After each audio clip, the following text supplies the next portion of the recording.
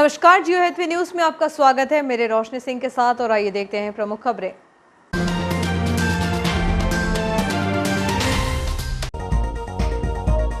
मनमाने तरीके से बदले जा रहे ट्रेनों के प्लेटफॉर्म से यात्रियों की फजीहत। 3 साल से दोबारा लागू नहीं हो सकी प्लेटफॉर्म अधिग्रहण की प्रक्रिया। अनियंत्रित कार की टक्कर से 2 मवेशियों की मौत, घायल कार चालक निजी अस्पताल में भर्ती। फिर भी पुलिस ने दर्ज किया अज्ञात के खिलाफ प्रकरण। जय स्तंभ चौक से निकलेगी घर घर तिरंगा रैली। नगरपालिका विधायक प्रतिनिधि बने जगदीश मालवीय। सजने लगा जय स्तंभ चौक पर राखी का बाजार। नासिक के त्र्यंबकेश्वर ज्योतिर्लिंग का हुआ अभिषेक। श्री दुर्गा नवग्रह मंदिर में जारी है अभिषेक कार्यक्रम। संसदीय क्षेत्र के भीतरी गांव में भी अब मिलेगा 4G नेटवर्क। इटारसी के सितारे चमकेंगे Eros Prime International OTT platform पर। अब खबरें विस्तार से। पश्चिम मध्य रेल भोपाल मंडल के सबसे बड़े railway junction Itarsi rail junction पर ट्रेनों का संचालन बिना प्लेटफॉर्म अधिग्रहण चल रहा है। कोरोना काल के दौरान 2019 में निरस्त हुई प्रक्रिया दोबारा लागू नहीं हो सकी, जिसके चलते रोजाना दर्जनों ट्रेनों के प्लेटफॉर्म बदले जा रहे हैं। अचानक ट्रेनों के प्लेटफॉर्म बदलने से निर्धारित प्लेटफॉर्म पर ट्रेन का इंतजार कर रहे यात्री घबरा जाते हैं। युवा तो किसी तरह दूसरे प्लेटफॉर्म पर पहुंचकर ट्रेन में चढ़ जाते हैं, लेकिन बुजुर्गों की फजीहत होती है। इस समस्या को लेकर यात्री ट्विटर के माध्यम से भी अधिकारियों को शिकायत कर चुके हैं, लेकिन यात्रियों की समस्या पर मंडल के अधिकारियों का ध्यान नहीं है।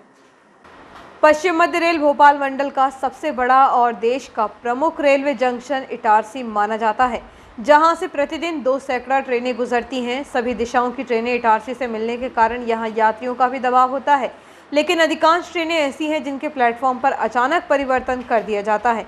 देखा जाए तो बड़े रेलवे जंक्शन में ट्रेनों का बड़ा ऑपरेशन होता है, वहाँ मंडल स्तर से प्लेटफॉर्म अधिग्रहण का सालाना चार्ट बनाया जाता है। प्रत्येक वर्ष समय सारणी में भी संशोधन होता है, लेकिन कोरोना आने के बाद इसे संशोधित कर लागू किया नहीं गया है। 2 साल कोविड संक्रमण के कारण ट्रेनों का परिचालन ठप रहा। अब सभी ट्रेनों का संचालन शुरू हो चुका है, बावजूद इसके अभी तक रेलवे ने अधिग्रहण के मुताबिक ट्रेनों का परिचालन शुरू नहीं किया। रेल सूत्रों की माने तो अधिग्रहण के मुताबिक ही प्लेटफॉर्म पर ट्रेनें ली जाना चाहिए, लेकिन जब ज़्यादा ट्रेनों का दबाव हो या फिर निर्धारित ट्रेन लेट हो जाए तब समस्या होती है। मसलन दोपहर 12 बजे प्लेटफॉर्म पर आने वाली कोई ट्रेन प्लेटफॉर्म क्रमांक 2 पर आनी होती है और वह 1 या 2 घंटे लेट हो जाए तो उसे निर्धारित प्लेटफॉर्म पर लेना मुश्किल होता है, क्योंकि उस दौरान उक्त प्लेटफॉर्म पर दूसरी ट्रेन के होने से प्लेटफॉर्म खाली नहीं रहता। ऐसे में उक्त ट्रेनें और लेट न हो, इसके लिए अचानक प्लेटफॉर्म को बदलकर दूसरे प्लेटफॉर्म पर ट्रेन को लेना पड़ता है, जबकि नियम तो यही कहता है कि सामान्य रूप से अधिग्रहण प्रक्रिया में ही ट्रेनें ली जानी चाहिए। हर ट्रेन के प्लेटफॉर्म बदलने की वजह से रिकॉर्ड भी रेलवे को देना होता है। हालांकि अधिकारियों का यह कहना है कि इस नियम को जल्द लागू करने की तैयारी है। जब ट्रेनों का प्लेटफॉर्म तय होता है तो यात्री पूर्व जानकारी के हिसाब से वहां समय पूर्व अपनी बोगी के सामने आकर बैठ जाते हैं, लेकिन प्लेटफॉर्म बदलने से यह तय नहीं रहता कि कब कौन सी ट्रेन का प्लेटफॉर्म बदल दिया जाए। ऐसे में पहले से ही संबंधित प्लेटफॉर्म पर ट्रेन के आने का इंतज़ार कर रहे यात्रियों में प्लेटफॉर्म बदलने से भगदड़ मच जाती है ताकि ट्रेन छूट न जाए। ऐसे में दिव्यांगों और बुजुर्गों को काफ़ी परेशान होना पड़ता है। प्लेटफॉर्म चेंजिंग होने पर ट्रेन क्रॉस होती है, इससे भी 2-3 प्लेटफॉर्मों पर असर पड़ता है। 7 प्लेटफॉर्मों वाले जंक्शन पर रेलवे ट्रेनों के शेड्यूल का बंटवारा कर इनका परिचालन कर सकती है। देखा जाए तो प्लेटफॉर्म पर ट्रेन आने के आधा घंटा पहले ट्रेन के आगमन प्रस्थान को लेकर अनाउंस करना ज़रूरी होता है, ताकि यात्रियों को संबंधित ट्रेन की जानकारी मिल सके। बताया जाता है कि प्लेटफॉर्म अधिग्रहण का निर्धारण भोपाल मंडल से ही जारी होता है, साथ ही इसका पालन RRI से कराया जाता है। इस संबंध में जब DRM सौरभ बंदोपाध्याय से बातचीत की गई तो उन्होंने कहा कि यह सही है कि प्लेटफॉर्म अधिग्रहण नियम लागू नहीं है। इटारसी में ट्रेनों की संख्या बढ़ रही है। प्लेटफॉर्म खाली नहीं होने की स्थिति में ट्रेन संचालन समय पर करने के लिए प्लेटफॉर्म बदल दिया जाता है। प्लेटफॉर्म अधिग्रहण की प्रक्रिया चल रही है, जल्द ही इसे लागू किया जाएगा। आयुध निर्माणी रोड पर बीती रात अनियंत्रित कार ने सड़क के किनारे बैठे मवेशियों को कुचलते हुए आगे जाकर बिजली के खंभे से टकरा गई। इस घटना में 2 मवेशियों की मौत हुई है। कार चालक नशे की हालत में बताया जा रहा है। खास बात यह है कि उक्त कार आयुध निर्माणी के किसी अफसर की है। हालांकि पुलिस ने इस मामले में अज्ञात के खिलाफ अपराध दर्ज किया है, जो समझ से परे है। ऑर्डिनेंस फैक्ट्री रोड पर तेज रफ्तार कार ने मवेशियों को कुचल दिया। मवेशियों को कुचलने के साथ ही अनियंत्रित कार बिजली के खंभे से टकराते हुए दूर जा घुसी। हादसे में कार ड्राइवर भी घायल हो गया। बताया जा रहा है कि ड्राइवर नशे में धुत था। सूत्रों की माने तो कार चालक आयुध निर्माणी का अफसर है। घटना बीती रात आयुध निर्माणी रोड की है। हादसे को देखकर ग्रामीण भी मौके पर पहुंच गए थे।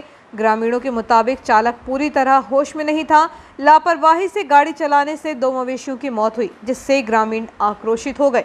हालांकि पथरौटा पुलिस कुछ ही देर में मौके पर पहुंच गई, इसलिए कार चालक पिटने से बाल बाल बच गए।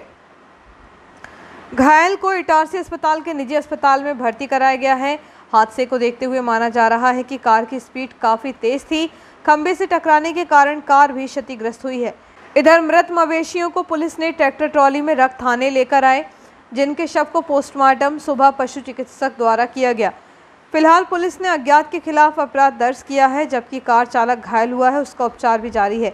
इसलिए ऐसा भी नहीं कि पुलिस को उसके नाम की कोई जानकारी ना हो, फिर भी अज्ञात के खिलाफ अपराध दर्ज करना समझ से परे है। आशंका जताई जा रही है कि आरोपी आयुध निर्माणी का बड़ा अफसर है, इसलिए उसे बचाने का प्रयास किया जा रहा है। हादसा जिस कार से हुआ है वह कार MP04 CY 8515 की है। यह कार RTO की वेबसाइट पर ऑर्डिनेंस फैक्ट्री इटारसी के नरेंद्र डब्बू के नाम से दर्ज है, जिसमें पता ऑर्डिनेंस फैक्ट्री टाइप 3 3062 है। इसलिए माना जा रहा है कि कार चालक ही कार को चला रहा होगा, लेकिन पुलिस नाम स्पष्ट नहीं कर पा रही है।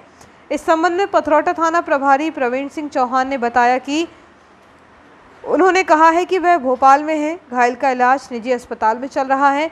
मवेशियों के शव का पोस्टमार्टम करवाकर उनका अंतिम संस्कार किया गया है। वहीं जांच की जा रही है कि कार कौन चला रहा था। नाम सामने आने पर आरोपी चालक के खिलाफ कार्यवाही की जाएगी। रक्षाबंधन के त्योहार के नजदीक आने के साथ ही नगर पालिका द्वारा राखी की दुकान लगाने वाले दुकानदारों को राखी बाजार के लिए दुकानें आवंटित कर दी गई हैं, जिसके बाद से रविवार की सुबह स्थानीय जयस्तंभ चौक से लेकर चिकमंगलूर चौराहा मुख्य मार्ग तक सड़क के बीच में वाहनों की पार्किंग वाले स्थान पर राखी की दुकान लगाने की तैयारी राखी दुकानदारों के द्वारा शुरू कर दी गई।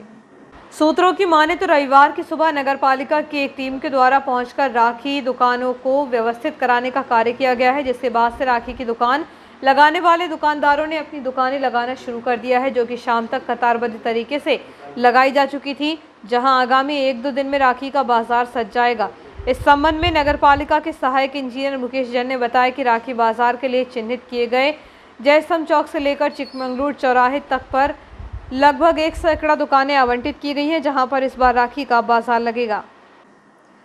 सावन के माह में भगवान भोले के भक्तों में उत्साह चरम पर होता है। हर कोई भगवान आदिदेव को अलग अलग तरीके से प्रसन्न करता है। ऐसा ही आयोजन कावड़ यात्रा के रूप में नर्मदा सम्राट अपनी कावड़ यात्रा समिति द्वारा किया गया है, जिसमें भगवान शंकर के प्रिय भक्तों ने नर्मदापुरम के सेठानी घाट से मां नर्मदा का जल भर तिलक सिंदूर में स्थित प्राचीन शिव मंदिर में चढ़ाया।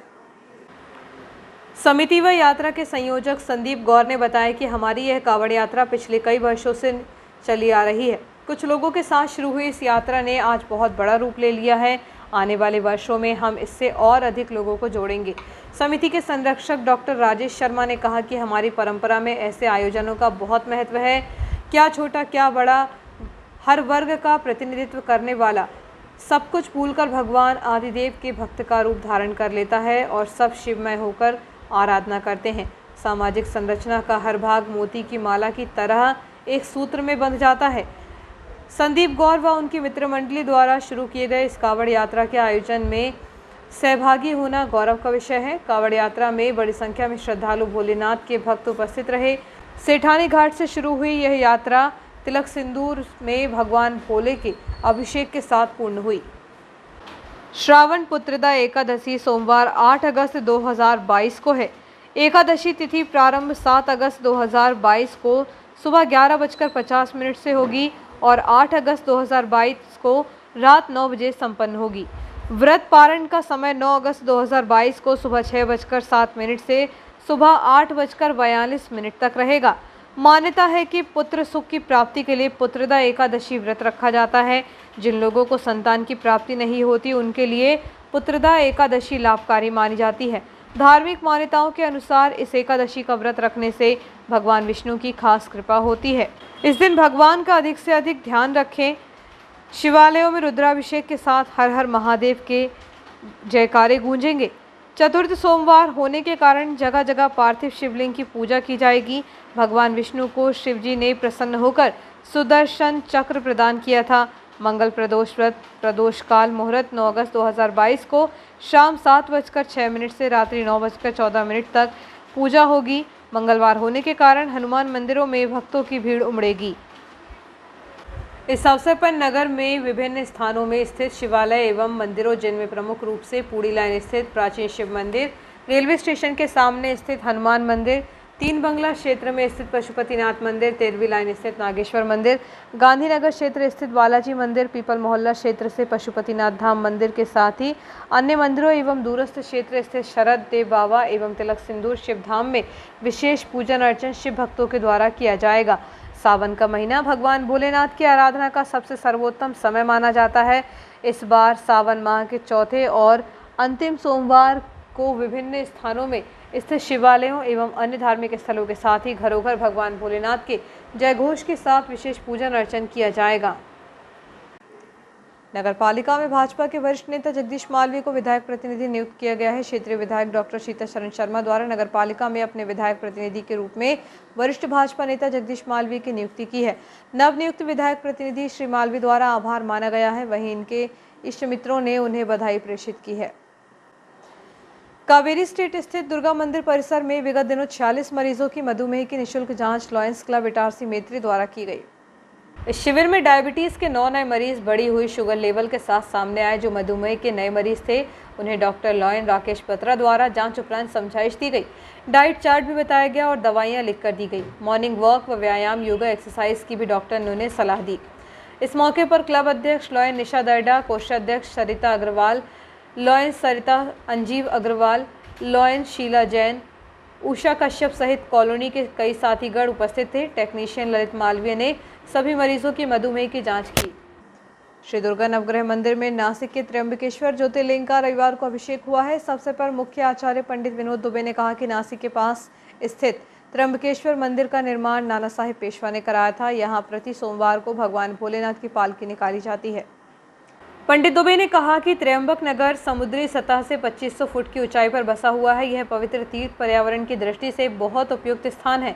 मंदिर के चारों ओर पत्थरों के खंभों पर सुंदर नक्काशी का काम किया गया है। मुख्य मंदिर के सामने नंदी का भी एक मंदिर है। प्रति सोमवार को इस ज्योतिर्लिंग की पालकी बड़े गाजे बाजे और साजबाज के साथ कुशावर्त तीर्थ जाकर वापस आती है। त्र्यंबकेश्वर ज्योतिर्लिंग में संतान प्राप्ति के लिए अनुष्ठान किया जाता है। इस ज्योतिर्लिंग के बारे में कहा जाता है कि त्र्यंबकेश्वर 10वें ज्योतिर्लिंग के रूप में स्थापित है। इस ज्योतिर्लिंग से कभी कभी सिंह की दहाड़ सुनाई देती है और कभी कभी आग की दिव्य ज्वालाएं भी निकलती हैं।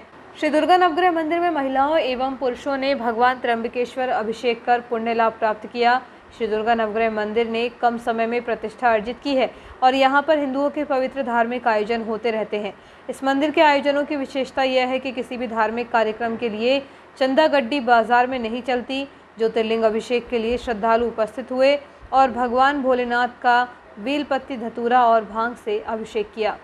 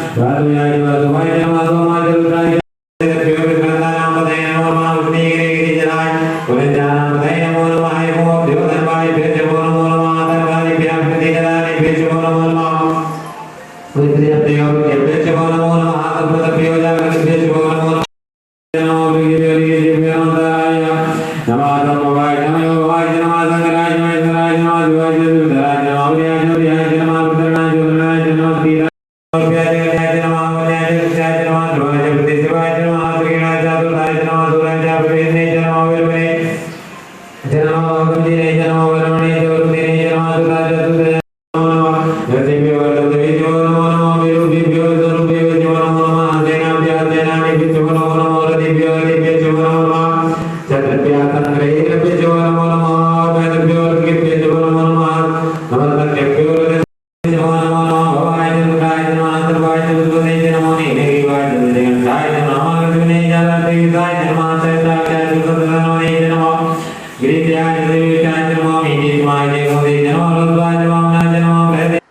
छोटे से ब्रेक का, बने रहिए जियो हैथवे न्यूज के साथ।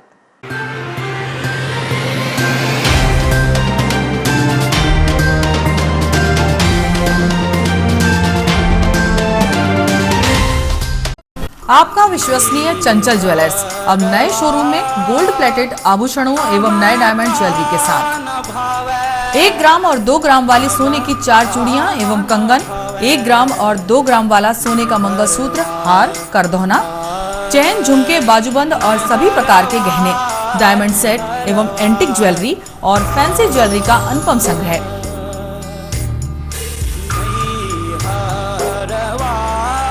दुल्हन सेट किराए पर उपलब्ध है। 1 ग्राम और 2 ग्राम की हर खरीदी पर निश्चित उपहार पाएं। 1 ग्राम ज्वेलरी मात्र 2000 रुपए में, 2 ग्राम ज्वेलरी मात्र 4000 रुपए में, 3 ग्राम ज्वेलरी मात्र 6000 रुपए में, 4 ग्राम ज्वेलरी 8000 रुपए में, 5 ग्राम ज्वेलरी मात्र 10,000 रुपए में। हमारा नवीन पता है चंचल jewellers, Guru Nanak complex, Bharat talkies road, Itarsi. Mobile 09893054377। Dayal multi speciality hospital near BSNL office, Itarsi एक सर्व सुविधा युक्त हॉस्पिटल जिसमें अत्याधुनिक ऑपरेशन थिएटर एवं लेबर थिएटर, वेंटिलेटर युक्त ICU की सुविधा, कम खर्च वाले जनरल वार्ड, स्पेशल एवं सभी प्राइवेट वार्ड की सुविधाएं, AC प्राइवेट वार्ड एवं टीबी वाले प्राइवेट वार्ड, वेंटिलेटर के साथ AC एम्बुलेंस की सुविधा, स्त्री रोग विभाग, 4D अल्ट्रासोनोग्राफी एवं कलर डॉपलर, इनफर्टिलिटी की विशेषज्ञ द्वारा जांच एवं उपचार, हिस्टेरोस्कोपी, बच्चेदानी की दूरबीन द्वारा जांच, सामान्य प्रसव एवं सिजेरियन ऑपरेशन, महिलाओं में कैंसर स्क्रीनिंग की व्यवस्था, CTG फेटल मॉनिटरिंग की सुविधा, अस्थि रोग विभाग, 24 घंटे ट्रॉमा केयर यूनिट, सभी प्रकार के फ्रैक्चर का उपचार, C-आर्म की सुविधा एवं C-आर्म के द्वारा सभी प्रकार के ऑपरेशन जिसमें टीवी पर देखकर टूटी हड्डी को पूर्णतः बैठाया जाता है, जबड़े के फ्रैक्चर ऑपरेशन की सुविधा, total knee and hip replacement के प्रत्यारोपण की सुविधा, घुटने एवं कूल्हे के प्रत्यारोपण की पूर्ण सुविधा, फिजियोथेरेपी विभाग में SWD, TENS, ultrasound, wax, bath, IFT, cervical traction की सुविधा, सर्जिकल सुविधाएं, लेप्रोस्कोपी दूरबीन द्वारा सभी ऑपरेशन जैसे appendix, hernia, gall bladder, ovary, बच्चेदानी, TT आदि, सभी प्रकार की जनरल सर्जरीज, एंडोस्कोपी, पेट दर्द, खून की उल्टी एवं पेट के छाले आदि के मरीजों को दूरबीन से जांच, डायलिसिस, किडनी संबंधित बीमारियों का इलाज की सुविधा, पाइल्स के मरीजों का दूरबीन से टांका, दर्द रहित operation, cancer surgery, specially thyroid, breast, stomach and colon with chemotherapy facility, burn ICU की सुविधा, यूरोलॉजी विभाग, गुर्दे, यूरेटर, पेशाब की थैली की पथरी का दूरबीन द्वारा टांका रहित ऑपरेशन, प्रोस्टेट का टांका रहित ऑपरेशन, अन्य सुविधाएं, ICU critical care, polytrauma, snake bite, all poison case, respiratory, CVA, cardiac service, diabetes, digital X-ray की सुविधा, ऑपरेशन के दौरान सिंगल यूज ड्रेस, डिस्पोजेबल कपड़ों का इस्तेमाल, मरीजों को कपड़े, बेडशीट, तकिए, ग्लाव सभी डिस्पोजेबल सिंगल यूज, 24 घंटे इमरजेंसी की सुविधा, 24 घंटे दवाइयाँ और पैथोलॉजी की सुविधा। अस्पताल की कार्यप्रणाली मेडिकल सॉफ्टवेयर पर आधारित है। Dayal multi speciality hospital near BSNL office, Itarsi. Phone number 07572241888, 8109354365, 8962235247, 24/7 ambulance service. Ambulance number is 9111365365. For ICU, you can call 9098697677.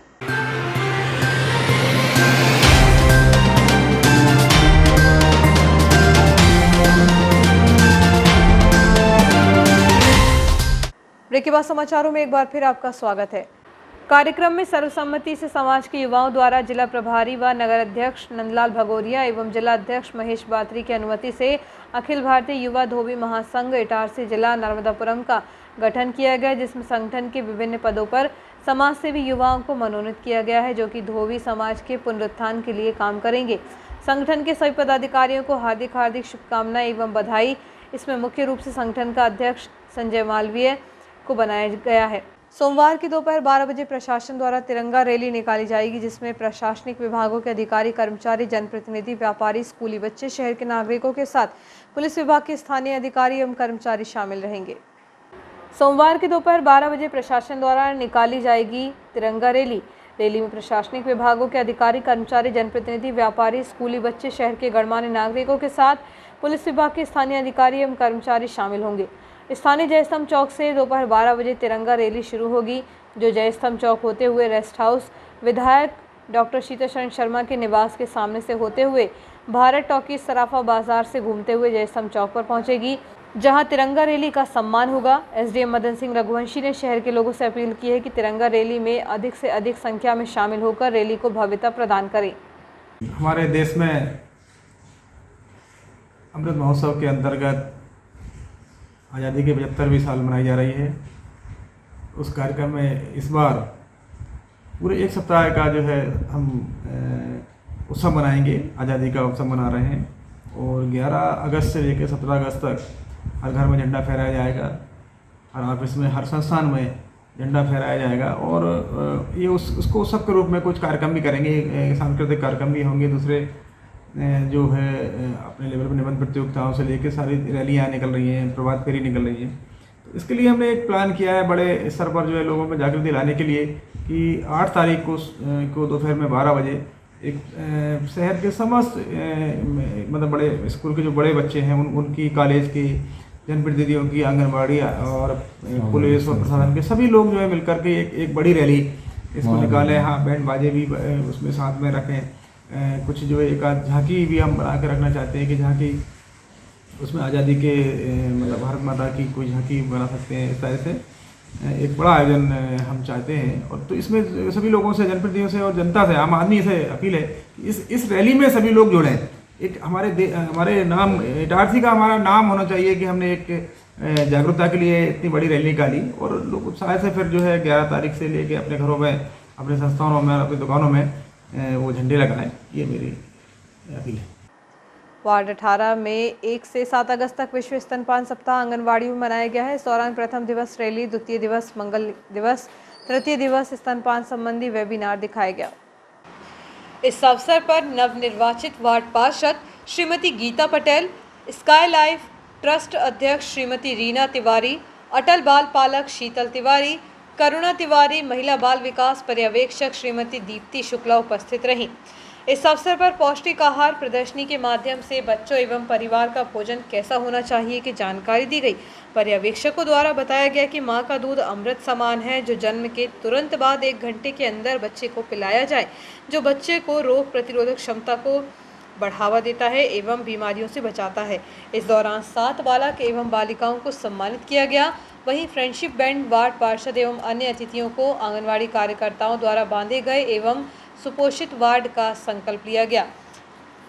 वहीं आज़ादी के 75 वर्ष पूर्ण होने पर अमृत महोत्सव अंतर्गत हर घर तिरंगा का संदेश दिया गया। इस अवसर पर कार्यकर्ता किरण सहगल, आरती राजपूत, कल्पना पटेल, राधा मालवीय, राधा मेहरा, संगीता चौधरी उपस्थित रहीं। रेस्टी रॉयल फिल्म्स प्रोडक्शन के बैनर तले बनी वेब सीरीज सट्टा नंबर 5 का ऑफिशियल पोस्टर हाल ही में arrows Prime International OTT platform पर लॉन्च हुआ है। इसमें इटारसी के बच्चों ने बहुत ही उम्दा अभिनय का प्रदर्शन किया है। वेब सीरीज के डायरेक्टर रॉयल रेस्टी ने बताया कि हॉरर वेब सीरीज में इटारसी के हर्ष राजपूत, आशिका सोलंकी और अनुष्का शर्मा ने बहुत ही अच्छा प्रदर्शन किया है और इस वेब सीरीज के कास्टिंग डायरेक्टर हिमांशु देशमुख हैं। सभी कलाकारों की मेहनत और लगन इस हॉरर थ्रिलर वेब सीरीज में जल्दी आप सभी को arrows Prime International OTT platform पर देखने को मिलेगी। इस वेब सीरीज को इंग्लिश डब करके arrows Prime International OTT platform के माध्यम से विदेशों में भी दिखाया जाएगा और विदेशी दर्शक भी इसे बहुत जल्द देख पाएंगे। अब सांसद उदय प्रताप सिंह के प्रयासों से संसदीय क्षेत्र के हर गांव में 4G नेटवर्क की सौगात मिलने वाली है। 4G नेटवर्क से ग्रामीणों को परेशानी से निजात मिल जाएगी। इस संबंध में सांसद प्रतिनिधि राजा तिवारी ने बताया कि सांसद उदय प्रताप सिंह के प्रयास से संसदीय क्षेत्र नर्मदापुरम के आंतरिक क्षेत्र के लगभग 135 ग्रामों में जहां 4G नेटवर्क सुविधा उपलब्ध नहीं थी, उन गांवों को भारत दूरसंचार मंत्रालय नई दिल्ली द्वारा 4G नेटवर्क सुविधा उपलब्ध कराने के लिए स्वीकृति प्रदान की गई है। उक्त सुविधा उपलब्ध कराने में प्रति ग्राम औसतन लगभग 1 करोड़ रुपए की राशि व्यय होगी। संसदीय क्षेत्र होशंगाबाद के अंतिम छोर के छोटे छोटे ग्रामों को 4G नेटवर्क सुविधा की सौगात प्रदान किए जाने के लिए प्रधानमंत्री नरेंद्र मोदी एवं केंद्रीय सूचना प्रसारण मंत्री अश्विनी वैष्णव का सांसद श्री सिंह ने आभार जताया है। श्री कृष्ण जन्म महोत्सव समिति यादव समाज द्वारा श्री कृष्ण जन्माष्टमी पर्व धूमधाम से मनाया जाएगा। इसको लेकर रविवार को श्री यादव भवन पर एक बैठक विचार विमर्श के लिए आयोजित की गई। बैठक में निर्णय लिया गया है कि आगामी 19 अगस्त जन्माष्टमी पर्व पर यादव समाज के नव युवक मंडल द्वारा भव्य वाहन रैली निकाली जाएगी। तवानगर निवासी एक विधवा मां ने अपने छोटे बेटे और बहू द्वारा परेशान किए जाने की शिकायत तवानगर थाने में की है। अपने शिकायती आवेदन में तवानगर निवासी गीता पत्नी स्वर्गीय धनराज नागले ने बताया कि मेरा दूसरा पुत्र नीतेश नागले का विवाह 28 फरवरी 2018 को पाथाखेड़ा निवासी दुर्गा नागले के साथ हुआ है, जो कि विवाह के बाद से ही अपनी पत्नी दुर्गा के साथ मिलकर आए दिन शराब के नशे में मुझसे एवं मेरे पुत्र सतीश नागले से पैसों की मांग करता है। विधवा मां ने बताया कि दोनों के द्वारा मेरे साथ मारपीट भी की गई। बहू दुर्गा मुझे मानसिक रूप से प्रताड़ित करती है। उन्होंने कहा कि मैं एक विधवा महिला हूं और विधवा पेंशन से मेरा गुजारा होता है। मेरा पुत्र नीतेश एवं उसकी पत्नी दुर्गा आए दिन मुझे एवं मेरे बड़े पुत्र सतीश नागले को पैसों के लिए परेशान करते हैं। पैसे न देने पर मुझे व मेरे बड़े पुत्र सतीश को मेरा पुत्र नीतेश एवं उसकी पत्नी दुर्गा झूठे केस में फंसाने की धमकी देते हैं। और आइए देखते हैं प्रमुख खबरें एक बार फिर।